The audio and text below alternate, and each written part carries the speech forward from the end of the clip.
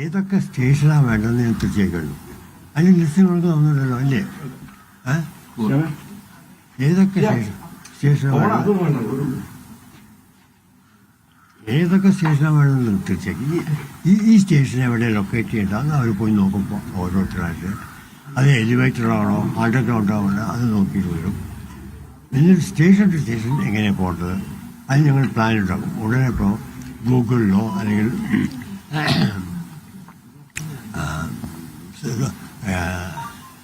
Survey of ഇന്ത്യയുടെ മാപ്പ് മേടിച്ചിട്ടോ അത് വരച്ചിട്ടും കൈകൊണ്ട് വയ്ക്കും. എന്നിട്ട് ഇവർ ഓരോരുത്തരും പോയിട്ട് അതുപോലെ നടന്നു പോയി നാട്ടുകാരൊന്നും അറിയില്ല കേട്ടോ. നാട്ടുകൂടെ നടന്നു പോയിട്ട് അങ്ങോട്ട് മാറ്റം എങ്ങനെയാണ് തീർച്ചയായിട്ടും വരും.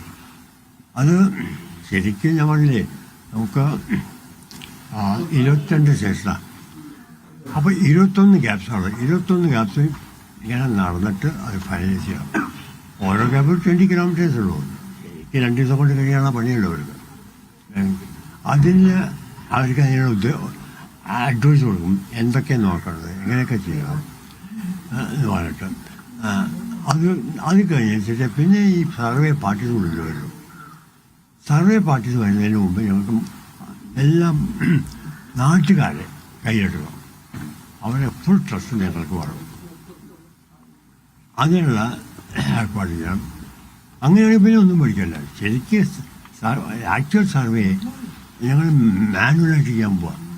ഇതൊന്നുമല്ല ലിഡാർ സർവേ ഒന്നുമല്ല, മാനുവലായിട്ട് ഓരോ 50 മീറ്റർ 100 മീറ്റർ ചെയ്തിട്ട് സെൻട്രൽ പില്ലർ മാത്രമേ പഠിക്കുള്ളൂ. അയക്കുമ്പോൾ സെൻട്രലായിട്ട് പോകണം, പില്ലർ മാത്രമേ അടിക്കുള്ളൂ. അത് പെഗ്സ് പോയി അത് അടിച്ച് നോക്കും. എന്നിട്ടാണ് അതിന് ശേഷമാണ് ഈ ലാൻഡ് അക്വിസിഷൻ എത്ര വേണ്ട അതിനൊരു പെഗ് അടിക്കുകയുള്ളൂ. നമ്മൾ ഈ യെല്ലോ കല്ലൊന്നും പോയി ആകുമ്പോൾ എപ്പോൾ തൽക്കാലം ഇടും, ഒരു സമയത്തിടും. അത് കാര്യമായിട്ട് ഏതൊക്കെ ലാൻഡാണ് വേണ്ടത്, അത് ഏതാണ്ട് എത്ര ഞങ്ങളുടെ ലയബിലിറ്റി എത്ര ഉണ്ടാവുന്നത് റിക്വയർ ചെയ്യുകയാണെങ്കിൽ ഈ ലാൻഡ് അക്വിസിഷനും കൂടി ഞങ്ങൾ വലിയ റിജിഡായിട്ട് പോകില്ല. ഞങ്ങൾക്ക് 20 മീറ്റർ വിട്ടു പോകണം. എല്ലാവരും 20 മീറ്റർ ആണെന്ന് വെച്ചാൽ 18 മീറ്റർ ആയാലും മതി, 10 മീറ്റർ ആയാലും മതിയാവും.